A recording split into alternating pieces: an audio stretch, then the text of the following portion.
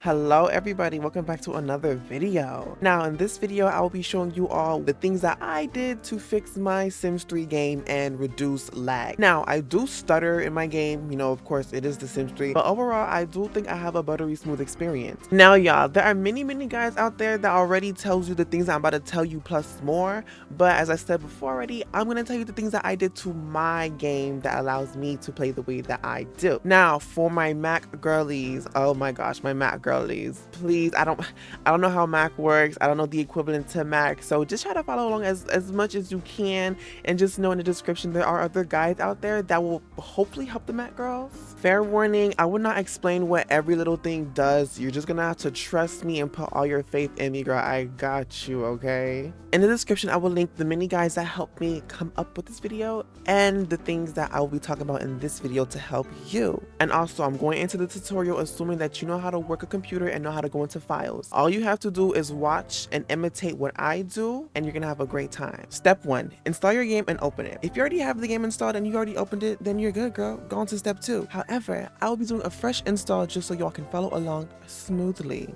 Step 2, you are going to go down into the description and open the first link. This is the Sims 3 settings setter, a godsend fix for the game. On the right, click on the latest release. As of today, it is 1.6.3, but in the future, it may be different. It's okay, download that one. Scroll down and click on Sims 3 settings setter.asi. Now, open up the second link, and on the left-hand side, you will see Win32. This is very important that you download it from this side. Scroll down until you see Wininet.dll, click it and download it. Now we are in the downloads folder. Unzip the Wininet file and drag it out so it can be easier to maneuver around. That's done, so now we are going to access our Sims 3 game, alright? Follow along, girl. All you have to do is click on this PC, click on your hard drive, go to Program Files, EA Games, The Sims 3 game, and then bin. Once here, take these two files from your downloads folder and paste them in here. Now we're gonna open our game yet again and press the Insert or INS button on your keyboard. If you do not have an Insert button on your keyboard, press the Windows key, Control, and O at the same time, and this keyboard will pop up on your screen. Here you can just press Insert and access the window. If you see this window pop up, then you have installed S3SS correctly. Congratulations. Now go to this tab right here and press Borderless Window and click on Full Screen. Press the Insert key on your keyboard again to close this window. Go into your game settings, turn off Enable Full Screen Mode,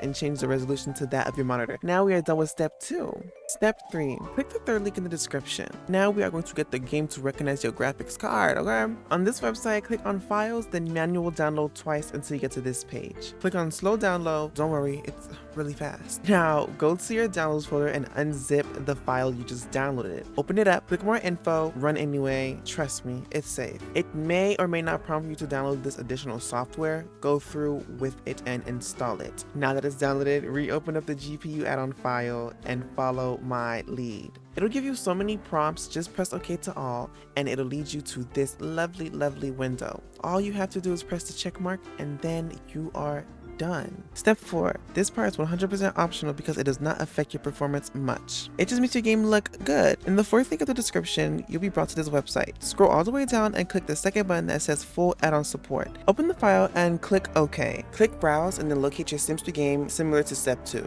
Once here, you're going to click on ts3.exe, or in some cases, it'll say ts3w.exe. Press next and select the first option. For this next part, I just select all of the effects because I want everything, the more the merrier. And on the second one, I just skip it because I don't know what any of this does. And now you are done installing Reshade. Now, click the fifth link in the description and press on where it says Reshade Effect Toggler version 1.2.3. On this page, you're going to want to press release.zip and then go back to the previous page. Where it says SFS in green, you're going to click that and then press download on the Sims file share page. Now go back into your downloads folder and unzip both of these. Go into the release folder and make sure to only drag out the one that ends in .addon 32. This is important. Do not do 64. You should be left with just these two files. These two go into your bin folder, the same folder we've been going back and forth to this entire time, okay? Open your game, press the home button on your keyboard, and then click skip tutorial. Where it says edit global processor definitions, you're gonna click it and then change this number to 0. Then select apply. This loading will take a long time. It is okay, be patient. Once it's loaded, go to the add-ons tab up here, select this drop down, and make sure this box right here is checked. Now Reshade will not affect your UI while you're in game. Step 5. Now we're going to install some mods to help with the performance in the game. Click on link number 7 in the description and download Master Controller, Overwatch, error trap, and register. You're gonna want to click where it says master controller right here and scroll down until you see master controller integrations. Download that one. Now you are free to scroll through this website and download any additional mods that you want or any ones that catch your eye, because these mods do help a lot, not with performance, but they add cool things. However, the ones that I did tell you to download, they're the ones that help with performance mostly. Now go into your downloads folder and then zip all of the files which is downloaded. Place these mods into your packages folder that's inside of your mods folder. Finally, we are able to go into our game and set up some additional stuff. This is where the magic actually happens. Alright everybody, we are in the game. Make sure for this part you are actually in the game, past the loading screen, past the main menu, inside of the simulation, alright? Now you're going to press the insert button on your keyboard, and remember, if you do not have an insert button, it's Windows Control O, and then press the insert button that pops up. Now we have this lovely window right here, okay? First, let's go to other/quality of life, and let's turn on enable memory warning. Basically, this tells you when your game is about to run out of memory and crash. Now, go to patches and enable everything that I have right here. Enable each and every box that you see right here.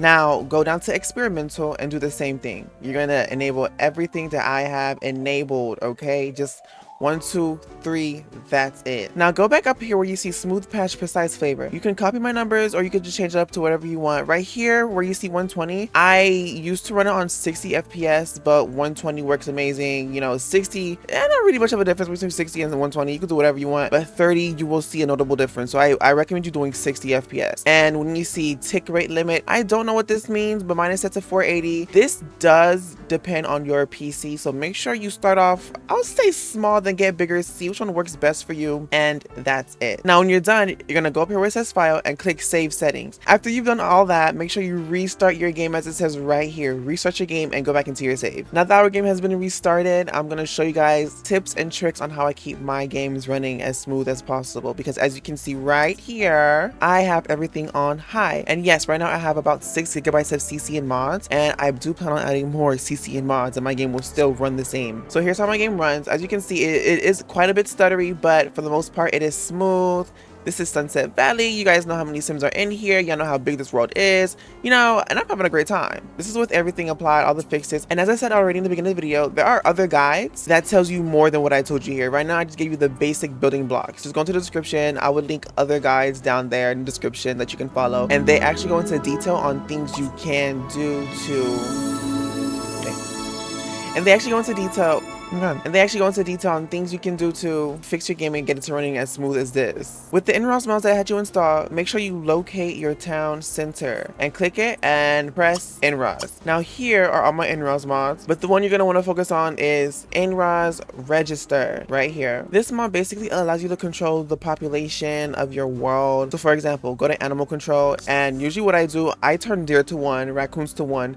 I turn off stray cats and stray dogs, or I don't have any horses, or at maximum I'll have 3 with 0 unicorns, to be honest, because horses, they add a lot of lag to your game. When you're done with that, you're gonna press apply. Now you're gonna go to global roles, okay? Here is where I disallow paparazzi. They do nothing but lag the game. After that, I go back into the main menu and I go to tourists, and I turn tourists to false. Period. Another tip that I have for you is whenever you're saving your game, do not press save. Always press save as and then name it something like Sunset Valley _01, then 02, 03, so on and so forth. Also, go to Mod The Sims and get Regul Save Cleaner. All you gotta do is just download it like any other mod, and make sure you press the one that's for your operating system. Since I use Windows, I pressed Windows. If you use Mac OS, Linux, so on and so forth, girl, it is self-explanatory. Now, once you have Regul Save Cleaner, press on cleaning options. And here you have the choice to remove locked thumbnails, remove photos, generated images. These are all things that like bloat up your save. These I don't touch since they're experimental, but I do go down here and I enable all of this. Then when you're ready, click on your save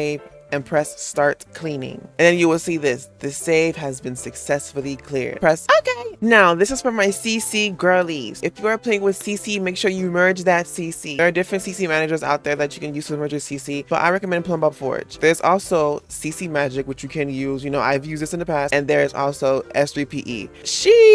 She's a bit aged, as you can see, but she does get the job done. Now in this video, I'm not going to teach you how to merge your CC. I'm so sorry. There are many videos out there. But whenever you merge your CC, you're going to notice a new folder pop up in your mods folder called cache. What I do and what I notice makes a huge difference in my game, I go into my cache folder, right? And I take out all of the folders and I leave the resource.cfg file. I take out everything and then I paste it into my packages folder. Then I go back here and I just delete the entire cache folder because, girl, we don't need it. And after I did that, guys, I kid you not, I noticed such a huge improvement in my game. And that is it for the guide. Now, yes, I did do all of this on a fresh install of The Sims 3, but that shouldn't make a difference. I really hope this helped you. If you have any additional questions, you can reach out to me on Twitter at GlamGecko or leave a comment down here and I'll try to get to you ASAP. Also, in the description, I will link other guides that helped me come up with this guide myself. As I said before, all the steps here are very much the foundation to getting your game to run smooth like mine. As you've seen in the video, my game does run smooth with just these fixes, but there are also additional fixes online that will help your game excel in performance. I can guarantee you that.